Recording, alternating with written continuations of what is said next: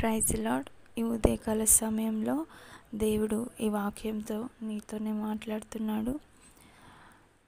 దావీదు రాసిన కీర్తన 34వ అధ్యాయం 4వ వాక్యాన్ని మనము చదివినట్లయితే, నేను యెహోవా యొద్ద విచారణ చేయగా ఆయన నాకు ఉత్తరమిచ్చును. ఆమేన్, హల్లెలూయా. మరి ఈ యొక్క 34వ కీర్తన భాగం అంతే కూడా దావీదు అబీమెలెకు ఎదుట వెర్రివాని వలె ప్రవర్తించినప్పుడు దావీదుని దేవుడు అతని ఎదుట నుంచి విడిపించినప్పుడు దావీదు మరి యెహోవాని స్తుతిస్తూ రాసినటువంటి కీర్తన. ఈ అధ్యాయం అంతటిలో కూడా దావీదుకి యెహోవా చేసిన మేలులని జ్ఞాపకము చేసుకొని దేవుణ్ణి ఎంతగానో స్తుతిస్తాడు.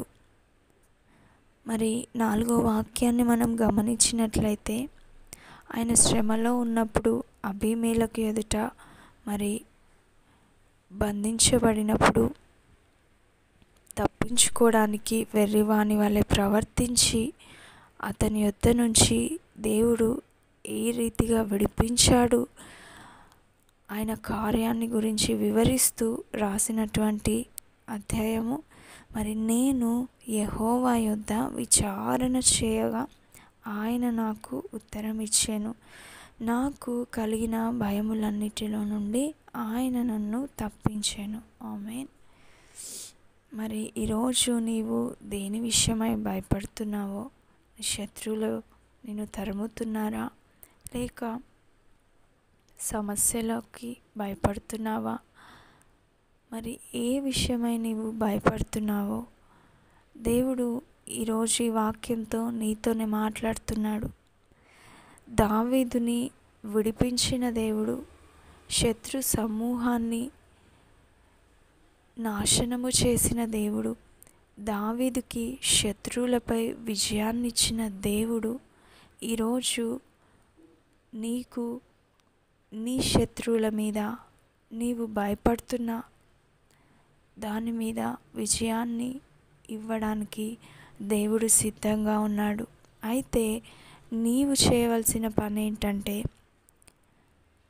దావీదు ఏ రీతిగా దేవుణ్ణి తన ఆశ్రయదుర్గంగా చేసుకొని, నేను ఎల్లప్పుడూ యెహోవానే సన్నుతించెదను, నిత్యము ఆయన కీర్తి నా నోట నుండును, యెహోవాను బట్టి నేను అతిశయించుచున్నాను అని దావీదు దేవుణ్ణి ఎలాగ స్తుతించాడో,